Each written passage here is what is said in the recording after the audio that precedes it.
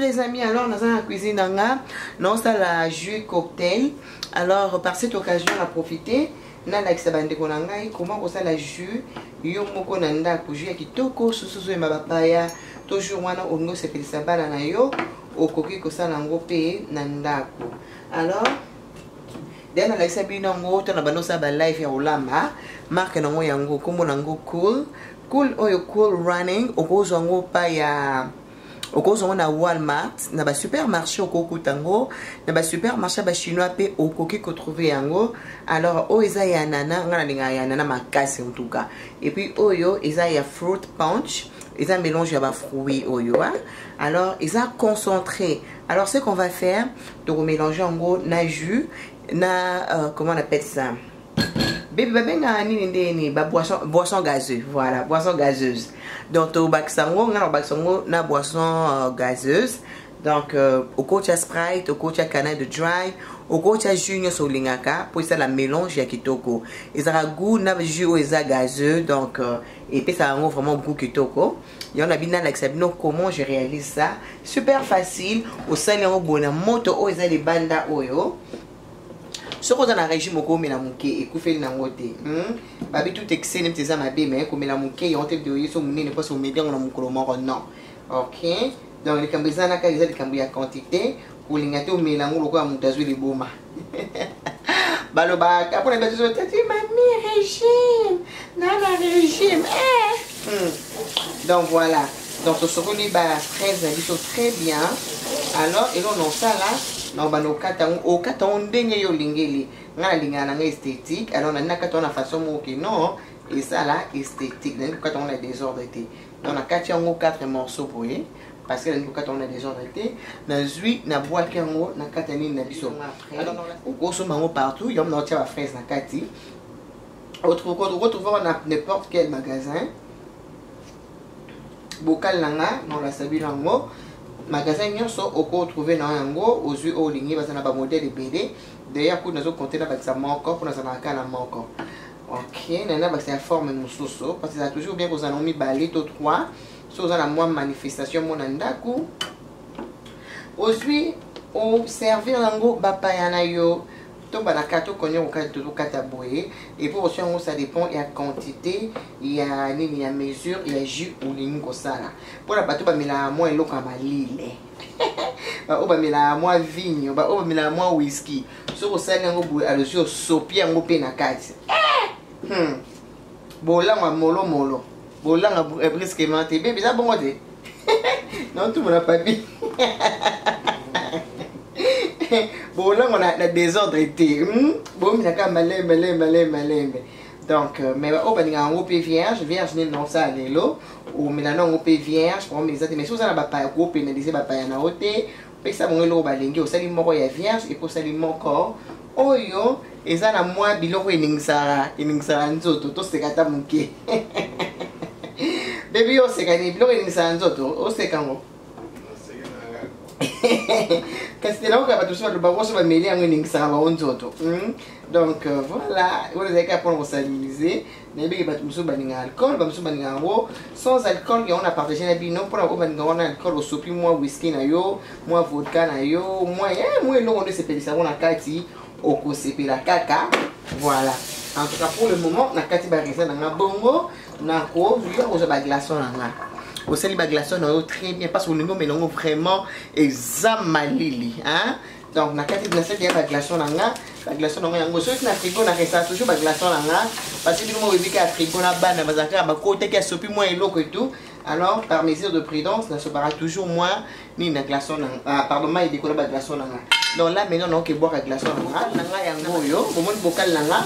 Donc, nous avons soit glaçon nanga, nous avons boire un kati. Juste pour ça là, jus na biso et un sentiment. Bon, normalement, on a ça l'argent na sisi. Na kepe na boîte yango na kata congélateur. Na tiko na congélateur comme ça, ma lili wana penza et soit bien. Donc voilà, ça, la glaçon na nyonso. La glaçon na nyonso, ok? Après, notre anniversaire est notre zoya. Bilo on nyonso comme on organiser ngo et puis non là c'est bilo ndeni ya ko organiser fête ya mukie. Donc ça les fois là c'est étape par étape, ndeni ya ko organiser fête ya mukie, ba to ba lier fête pe kitoko, fête pe bien décoré, mais na prix ya mukie. Na découvrir alors moko Facebook Market partout vous allez sur compte na kati baza na ba deal moko ya kitoko, sur lingui o épargner mbongo, OK? Donc là que soit call running nanga na yo sopango. Na bi que ça moi jus belé. Na tiens pas c'est boye ba que eza jus concentré. Ko tchongi belé milité tchanga ndambu et puis on se ba jus na yo. OK?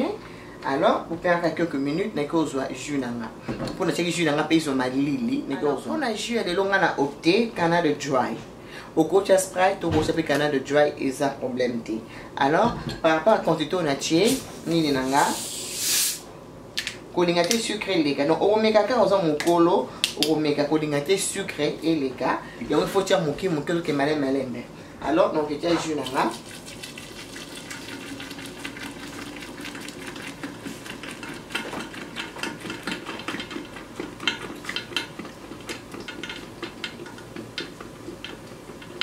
OK. Na te jus là, na te na l'équipe moi katikati ndambu. L'équipe moi katikati ndambu par rapport à mis nanga. Ndenge alingi na salela ngo na ozwa lutu na ngai yango yo donc na ke balola ngo on a s'assurer que non c'est très bien mélangé. OK so na meki na moni que non eza na koki ko bakisa. OK na nde na yoki na ko basa su moi jus na nga o ndambu bati su ndambu. Voilà, pour la délo na suki awa parce que vous avez besoin de cette famille mon mouni les macacité citron nanga oh ne citron faut ça les jaune pour ça les la au vert et ça au ne bah ça les la cocktail dans la yo la poso en fait déjà jusqu'à maintenant on a fait c'est bébé bio et c'est bébé maintenant voilà. OK en fait citron et ça après bah ça a goût na ya moi citron bobi bien moi citron goût bah ça même na ba jus même na ba whisky même na ba vin. Et ça très important pour dire moi citron na yo na citron nanga ni na okataka rondelle boye c'est comme ça que non tia citron nanga au moins ce papa ba yo moi de pour épargner parce que on so ba jus belé ya bana ba bébé ça ba jus pamba au jus sali boye aux na contrôle nango tu vois ba bébé ça ba jus pamba au sel non voilà na citron on va prendre la quantité na sali na tia nanga kaka citron moko. OK na boye nde na bana oloba so osali boye ke oko épargner mbongo na fête ya bana so osali na bokalo mibale ozo sali mwana osome bana bakopa plastique au lieu mwana zo canette azo ya fongoli ameli ala déposer à boire ke mais moni oyo au finili mwana tout mona imora fini jus ameli au monde que oko épargner parce que monango yango moko et ça se fait $3.99 $3.99 ba bokalo ko sala ngota 5 ata 10 na bokalo ko salango. Donc so za na mibale oyo ya bagumi bale boy neti boy bagumi bale boy oza na mibale gosomi yango pona fête ya bana taso baza 30 bana ba mélanger ba kolemba ngwana il faut na créativité na cuisine pour yeba ndeni ya épargner pe bon na makambo soso. Donc to sali yango boye non na mélanger on peut la citron là juste pour s'assurer que non ils a bien mélangé au moins on les ali maman ya malule bon moi il y a malule ni na filmer pour me dire c'est ça papier ça peut mettre na comme bisera c'est là. Donc voilà et puis on va couvrir yango na keko tchon na frigo et ça lo mprenga la sabino yango na la kisibino na sabino lo mona prendre na YouTube ya ndeli en fond la manga to me kango ça peut pas poser dans les kango na mona ko na YouTube non na Instagram baby viens il y en a like so you was amazed na mona ko na Instagram ngabi ngabi so manga comme tu te minga manga to meka ngonano ngabi ngabi so manga comme tu te minga manga to meka ngonano mais on a pris on est là nieza jana na like sabango siko na yo pe oza so kuta ta na jumanga mama nga na sambo ati to meka kake bo se gangati na liba problème te to meka ka bazu mbeli bakati manga bo bakati on et au sentir ti moko oyo ni mokokoli dozo kata oyo mbeli na tuti mokokoli na wale bezo ok on peut kati moko mama nga na kosamba lelo après ça 5 minutes bébé bébé de vous c'est gagné non après c'est quoi après twist boy au tourner voilà botala manga de katani propre botal donc on l'aime manga no na vos propriétés nyonso parce que moi comment je fais ça donc yo on aura l'outil on l'aime manga là what do you think c'est bien non ouais ça va papi on le verra bien changement donc moni après c'est quoi yo on va dire des manga là oh papi on l'aime manga les propre elle a besoin de la motorisme on a besoin d'autres bien ah bien manga mufube ayo bani manga mufube I don't know mufube I don't know bon bani manga nini manga mufube mais comme vous êtes en combat kala comment c'est que ça se connaît mufube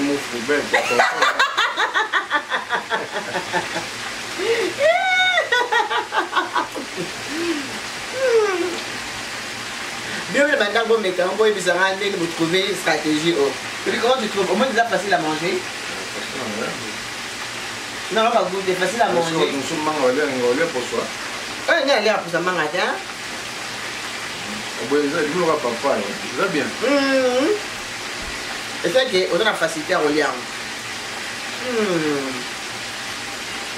mango est tellement mûr aïe aïe non mais sur la canada tu as la manga qui toko et n'hésitez pas à me voir hey quand tu manges le couille pour mango zota mixé ah on te mixé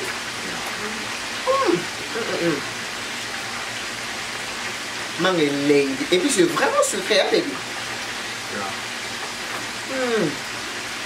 mango so mango ni quelque l'année Manuel va pomme ya lokota ba pomme na biso awa na ninga o mengete à part ce que au bilan diaka pomme na Allemagne mais groupe différent ba pomme na biso mo le longa pomme mais groupe no zo na moko mais manga za bwa manga sincèrement manga no zo manga yo di manga solo na pe pomme di chasa na pomme a yo na ko pomme a ti bien que na loi Congo jeune peut pas donner sur ba pomme na Congo goût ça n'a rien à voir yo na ko ba pomme a ni la groupe penza menga bien le seul moment où on a pomme les pour la somba il y a bio. On peut personne à somba wana. C'est de quelle ferme? De quelle ferme il y a bio. Oh là là. La ferme on peut me balayer ça puis va tomber. Mais ça bien on a un peu cher quoi. Et tu peux de quelle ferme était papi? Ah il y a Covid il y a moi na Covid. Le monde le manga na propriété le monde le manga. On a besoin que on a minuté. Exactement. Son coco n'a la bendi bobota de tigani. Vite. Ah. Ça déjà. Merci maman. Ya maman fonatika yopo na mama na osala ba ndeko na ngala ka to ya manga sama na mama bana. Ba ndeko belé tant to ba dire rubrique yo c'est que na biso mama to na le mingi mang. Que l'on a mis manque de l'âme. Il y a un to bagino to zong la presse au bandara quoi. Que l'on les noms à la caméra, tu tires les noms à la caméra. Tout le monde les mains en caméra. Bon. Mais aussi la même. Non, on a fini. Ah ok. Donc le message, c'est une passé la peau quand les deux alliés. Ma papa. Toloka kimia na bandako na biso ndako ezali esiko olalaka esiko olalaka fo kimia ezala fo esengo ezala Petit biloko ozo créer ba guerre na pas sur vanda ko la eza malamu te. Donc ba de na papa linga tango yo zo bima OK ba musala ba nzela na yo vous allez en paix na mosina kasanda ko.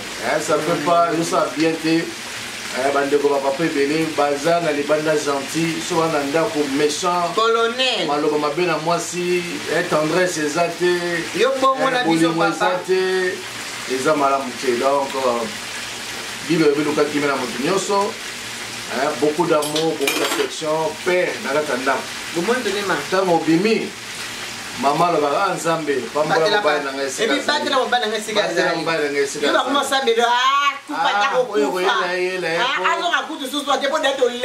bagona mosapi ezaka ya fantaisie omoni kitoko te. Donc voilà nzambe apambola bino bandeko na nga ba ebele bosabone na MMK ezali chaîne ya inspiration. Donc soko oye atoyi bino ebele mais soko oye na chaîne oyo oye kola molo mwa te donc chaîne oyo eza lokola bible otango lelo oyekoli otangi so lobi oyekoli eloko moko boye bosabone ebele nalosukisa na kosenga na bandeko nyonso oyo boza na besoin kotina biloko na Afrique bobosa na agence na biso te koma nango Arca Business. Arca Business directeur général ya Arca Business en Canada. Et ça, c'est mon frère Yves Balimaka. Donc, on va donner Ezana Nassé. Merci de tout cœur. Zamba Lola, Apamboladino. Allô la famille, tout dans la cuisine, on a préparé des repas pour la. Le temps qu'on est bébé. Les mardis, hein. On a papa par tout salité, on a préparé des repas. Donc, il y a colia. Alors, on a la semaine au caca. Non, ça lango, you know. Total, on a caca, tout de là, tellement que. Tu vis au monana. Ngame mbali yewana ngame mobali ngame mobali. Bonjour les amis, nzamba malamu mingi. Donc nazo ko aider maman. Ya ato sali la mo petit cours ato zo na siko yo. Ya donc tu as besoin de fromage. Comme plus de profitation papa au salade on salade. De profiter, de lier vraiment comme c'est d'autres m'équiper. Donc voilà quoi. Il y a Bambo Tebele, Bamboranga. Merci à vous, votre soutien, votre support, tout. Merci beaucoup. Merci. That's why I love you, mommy. Maman la banane, on va battre ma caméra. Non, on va te donner sur la main, non, qui servir. Tout le la biseau donc. C'est ça que la journée, mon pas la biseau. Hein, tout ça, on a biseau le moins graveté. Tu bis tout embarqué, bino. Mais aussi, l'autre, mais là, so my friends will be jealous of me. I will go to America with my international Facebook passport. Yeah. That is making one for you. D'ailleurs, on sait la moine bread and peanut butter.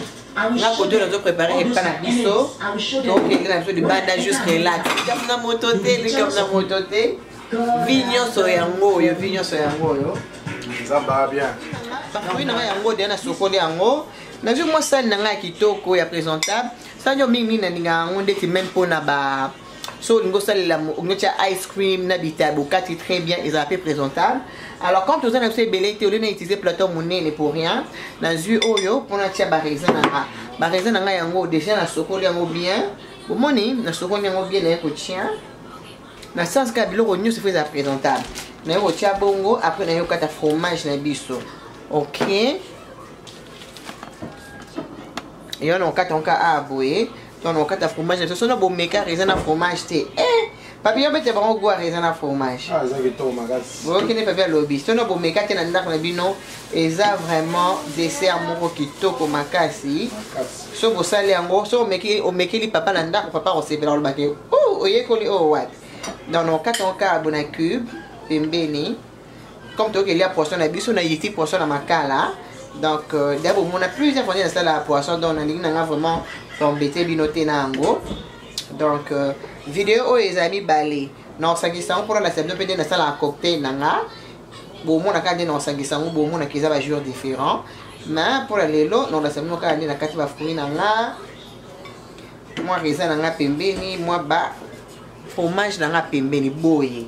Hein? Bilo monsieur faut pas beau révarango car dans un restaurant. Vous pouvez le faire vous-même à la maison. Voilà. Après la cause ba raisin, ba fraise nanga, mais quand on tout autour pour le décorer. Babé l'eau était les présentations des maca. Présentation très important.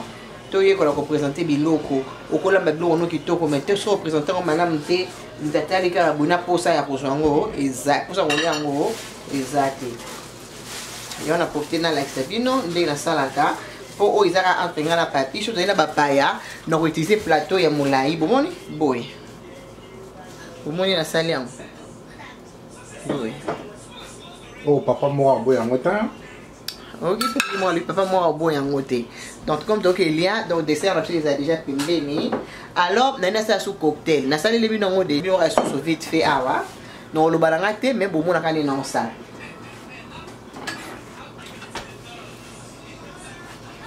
Et l'autre chose katango na art, katango na mtatali boabi que non et l'autre c'est appétissant.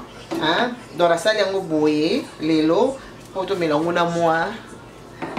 Na moi 20 mois na kati. Moi oh tu moi 20 mois qui na kati pour ça no ka lai. Moi 20 mouké pour na rolangwa te mais pour ça no ka bien et détendre bino et ça m'a bêté. Dans la scène de la vidéo, nous sommes un peu au coquille que ça l'ango vierge, ok. Donc voilà.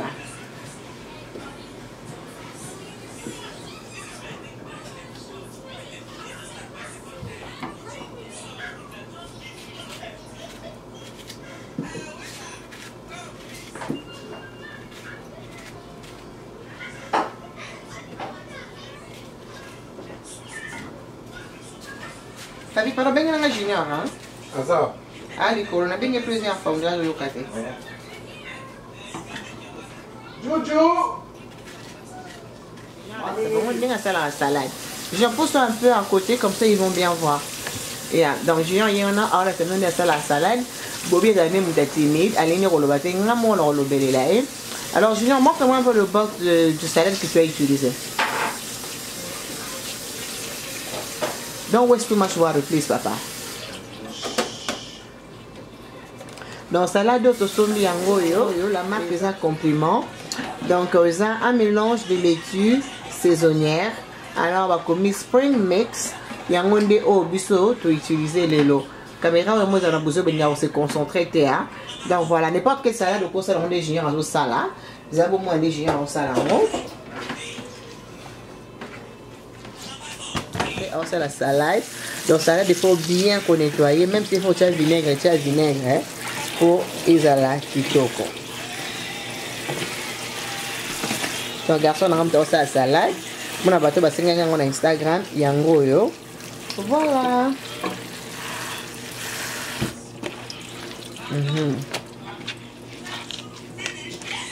Je te préfère couper ça comme ça, tout petit comme ça. Ok.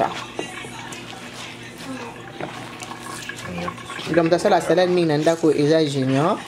Ça la salade vraiment kitoko parce que moi ninga légumes mingi. Alinga laitue, alinga salade pour bon quand on tout tourner on a ninga zana. Junior alinga ole bilia liate. Asa sportif. Bon. Voilà, tu as remonté on a ta bol de salade. Donc à s'assurer que maïs c'est pas de salade de bon gâté dans la maïs. Parce que tout ça va croton, alors va croton est bon gâté. Et comment mouiller, n'a pas la machine en long la maille, mais il fait à sa façon. Il y a un gros problème, aussi nous avons camola, et ça déjà c'est bon. Donc c'est comme ça, à ce que ma boucle on a.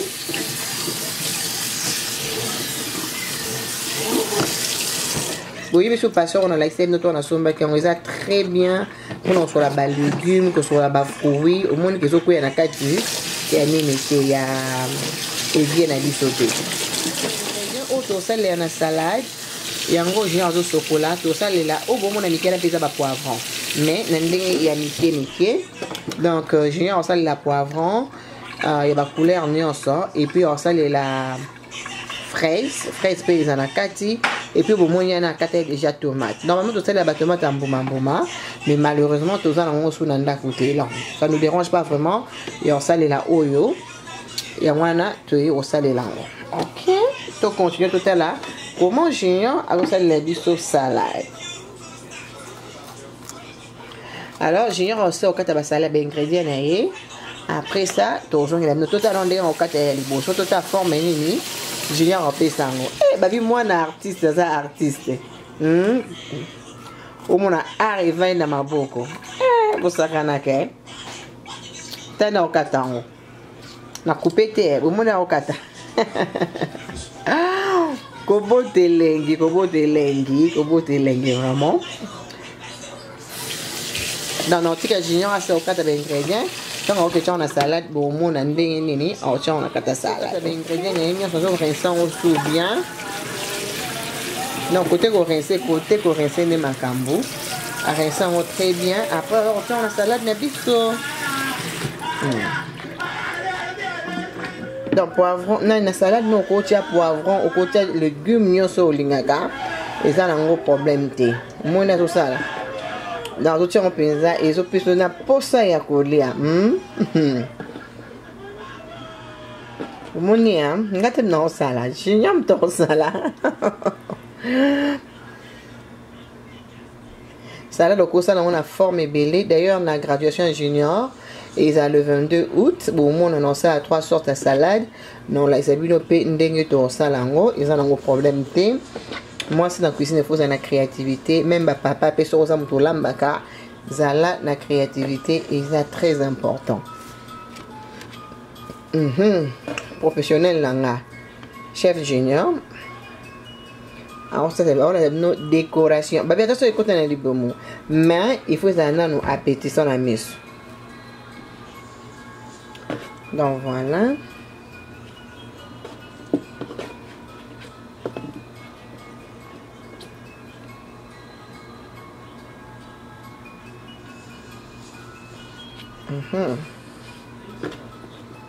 Pour mon niveau de décoration, avec au bois de tomate licolo. Oh, ça c'est l'air à l'inité.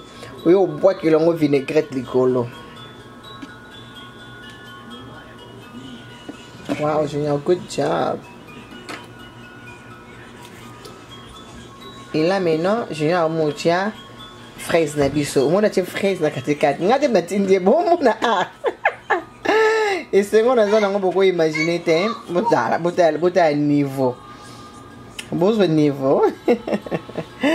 Ya bwe pena za isengote ata bino moko. Voilà. C'est comme ça que j'ai un dossier à salade.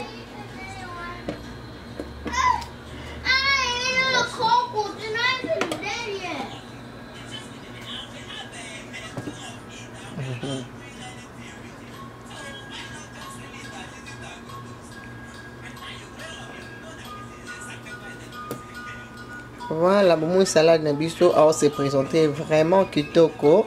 Sauf pour ça na concombre linga pe concombre non pêche au coup c'est concombre na yo et ça n'a pas problème té. Non, on a joué avec bon ça, avec bon ça ni na. Donc ce koyo, j'ai encore la seconde sa caméra là non ça c'est koyo. OK, j'ai la tabino ba miette à bacon. Et on est dans le chat. Bon tiens, moi ça a goût ouais, on a besoin pour exagérer té, mais tiens préparer ça a toujours goût dans salade na biso. Moi il comme moi au yo quand on a mon ça la ka moi moi du bien. Ya wana tout ça fait un go.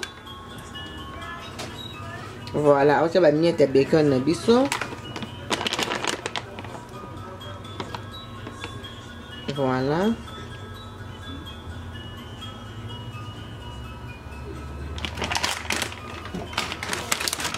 Et puis je viens à tia et logo va bengi à croton. Au besoin d'utiliser ça ya aïna oignon.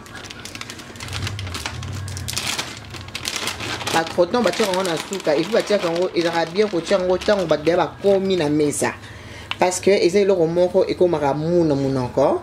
Alors ces amours ce n'est plus intéressant. Il faut être toujours croquant. OK? Voilà.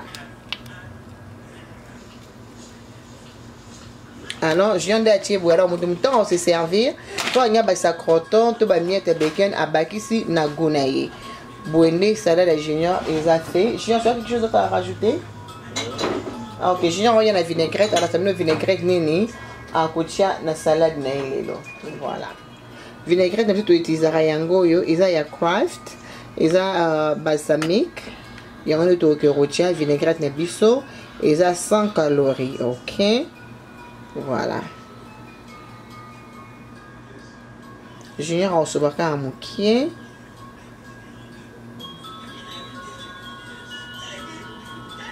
Je me suis dit que la quantité de la après. Bon, moi, on va la salade. On va la salade. Salade moro simple, mais bien dans la bouche. Beau. Bon, moi, donc voilà, on se retrouve à la table, d'accord?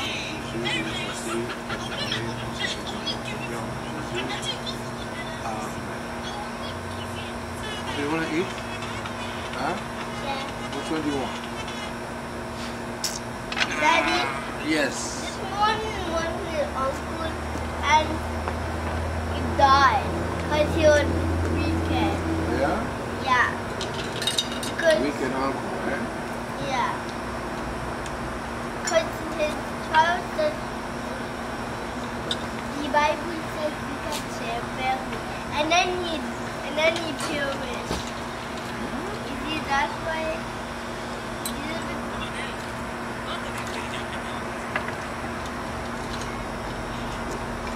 the food smells like pee.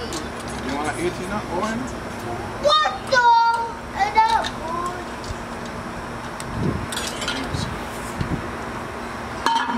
Fish.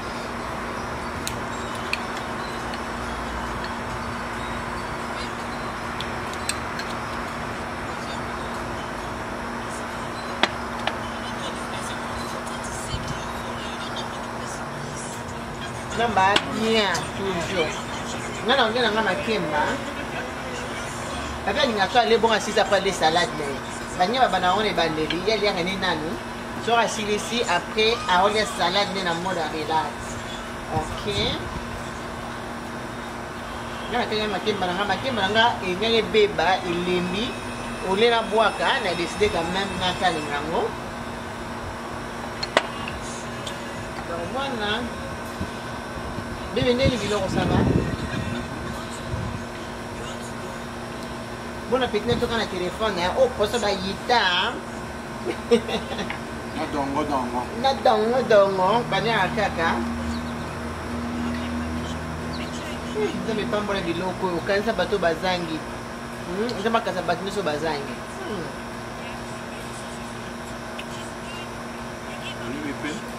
On va faire. Oh. Poisson fini, moi citron.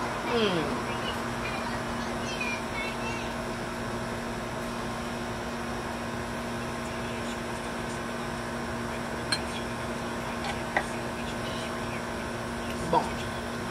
Tous les ravis m'ont voyé vite. Tous les nanos. Après, tu as commencé à souper attention au bureau, ok? À tout à l'heure.